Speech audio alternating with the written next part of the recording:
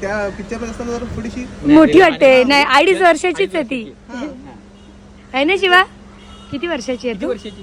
नंतर कळलं ना की खोपोलीमध्येच आहात. हा, असं तुला अरे भेटण्याचा चान्स आहे, नक्की कधी भेटेल. नाहीतर मी अनिकेतशी पण बोलणार होतो की अनिकेत यार हे असंच आहे, तू माहिती काढ कुठे आहे ते, मला यायचं भेटायला. मी ते फ्रेंड आणि मी तुझे व्हिडिओ पण मी शेअर केलेले आहेत बरेच आमच्या रिलेटिव्ह मध्ये. Okay okay okay. म्हणजे बाहेर फ्रेंड्स मध्ये सुद्धा. मानगावला मित्र आहेत माझे.